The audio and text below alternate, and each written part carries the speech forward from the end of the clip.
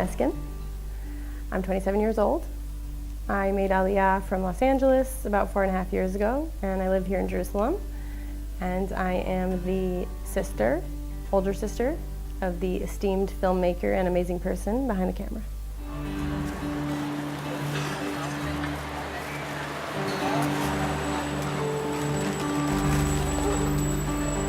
It's very challenging for me to choose a beginning of the journey, probably because the beginning was when I was born. But certainly the more, shall we say, obvious changes that I made to my religious observance happened here in Israel soon after I made Aliyah. And so I'm sure that that was part of it, the sense that I was, first of all, in the center of the Jewish world. Secondly, really feeling like I was at the beginning of my adult Jewish life on my own, and had to kind of look myself in the mirror and think about what kind of Jewish life I wanted to lead. I also, relatively soon after Aliyah, I broke up with a very long-term boyfriend, an Israeli boyfriend. And so I think for all the years that we were together, it's possible that I wanted to be more observant, but that I sort of didn't let that manifest fully until we really broke up, and I kind of realized how much I wanted to embrace that. What do you do when God moves through you?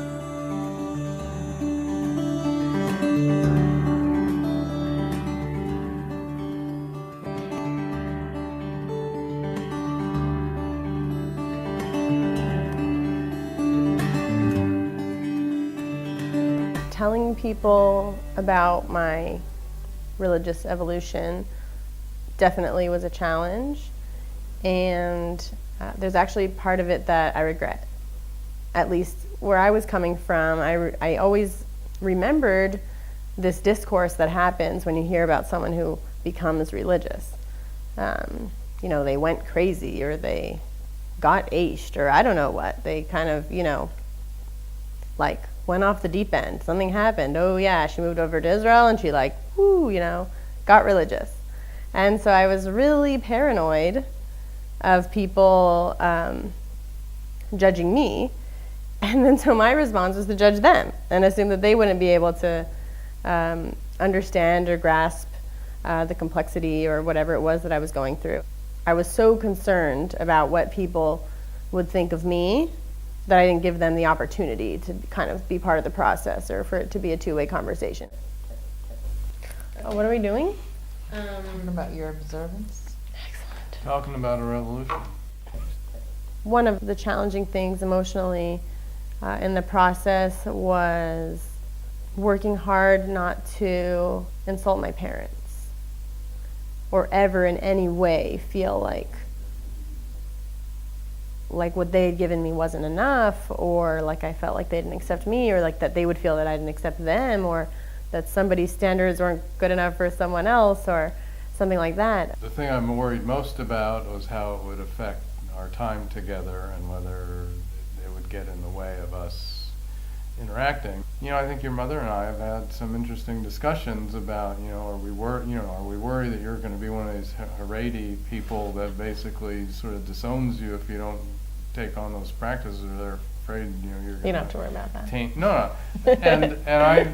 And very quickly, you know, I had to say, well, we have to trust the way you were brought up, and that you're not going to want to have that kind, you're not going to want to limit your relationship with us in any way. So Because we're so good at talking about everything and at understanding each other, at seeking understanding, and because we know that the relationship between us is the most important thing to preserve before anything, that's what we all work towards.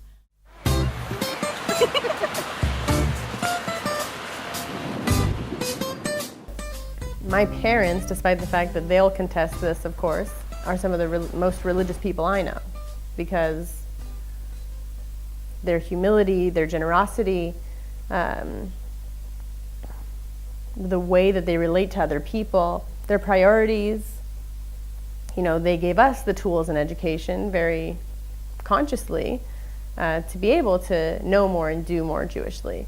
And so in that way, on a deep level, I feel like, if anything, I'm really just respecting and taking them seriously. They always have accepted and supported me from the beginning, and are even, I think, proud of me. And so it's actually been a point of connection.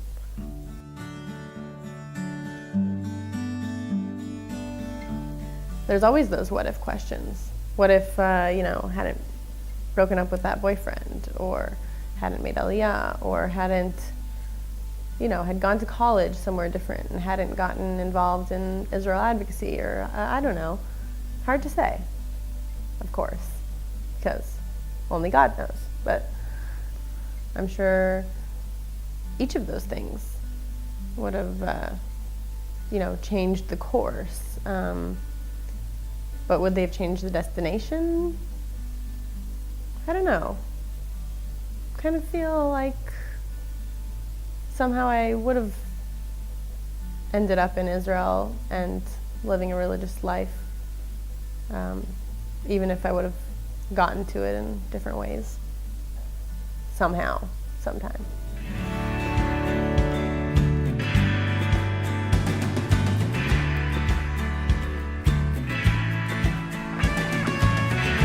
Expectations had me wrapped in my own tears. I could not stand one more regret. I could not live with all those fears.